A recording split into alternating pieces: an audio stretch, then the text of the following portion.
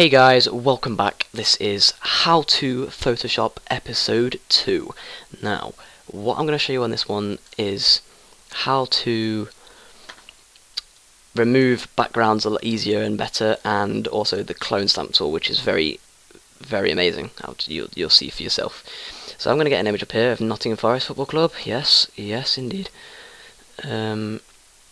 Now, first of all, I'm going to show you the lasso tool.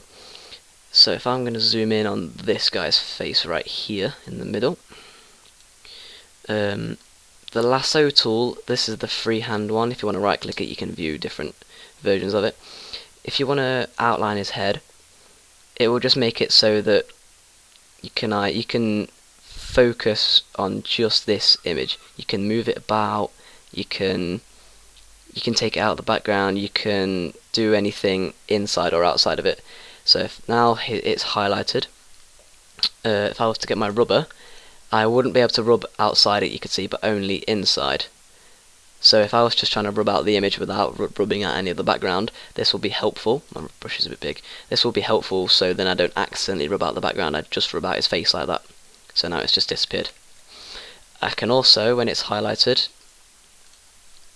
move it about, so now it's just a blank background, and I could move his head and place it somewhere else, put it on his, move it about, anything I wanted to do, that's what would happen. Also, so the magnetic lasso tool, this basically just does a lot of the work for you.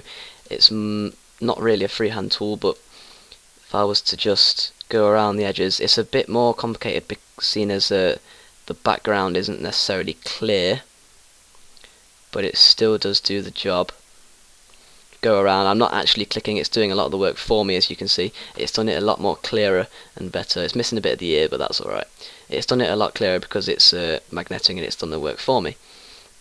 The magic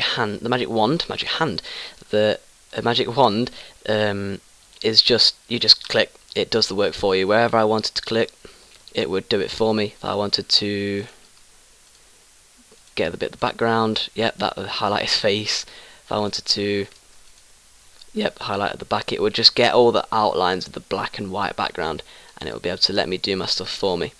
It's not a very good example on this picture because there's a lot of mixed colours in the background, so it's not very useful. If I wanted to add something in here, magic wand, it wouldn't let me do anything around it, but only inside it, like the lasso tool. That's mainly to use for, pictures with blank backgrounds, so it's a lot easier to use, like the troll face I used in the last episode. Now, the clone stamp tool, this is a bit complicated at first, but it is very fun to use, and once you've done it, you'll feel pretty proud of yourself, I can tell you that. If I wanted to get rid of this man's face here, so if I was to get rid of it with a simple rubber, there we go, I've rubbed his head out, and now his head's gone, but there's a massive white splodge in the background. That looks absolutely awful, I know. So what you're going to want to do is you want to get the clone stamp tool, not the pattern stamp tool, the clone stamp tool. You're going to want to blend it in with this grey, whatever the hell this thing is behind it. So you're going to want to blend it in. You're going to want to find the right colours. To be able to grab a colour and paste it onto this bit, you want to hit Alt to choose whereabouts on the image you want to change it to. So I want to have this area here the same as this. So I'm going to want to click on this brown area, and then you can see that little cross is where it's highlighting. And then you want to grab it again. So if I wanted to get this guy's eye onto it, then I could do that because that's where I've clone stamped it.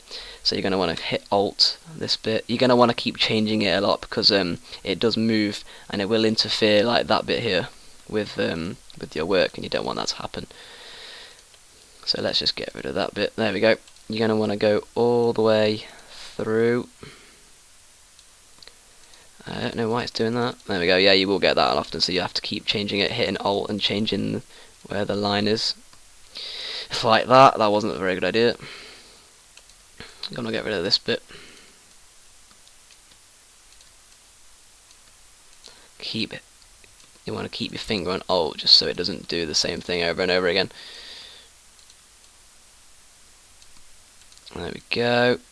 You want to keep your eye on both things. I know it's a bit hard keeping your eye on the cross and where you're working, but you'll get used to it.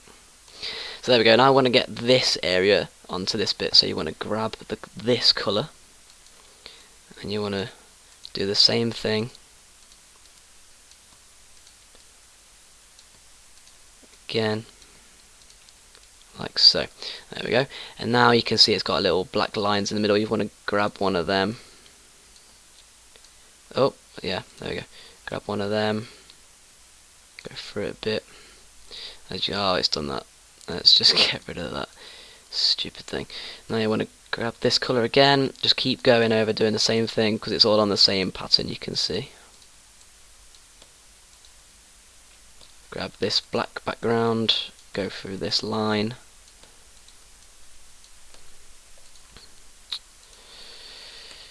Oh, there's a bit here. That doesn't look very good. Oh, what have you done there?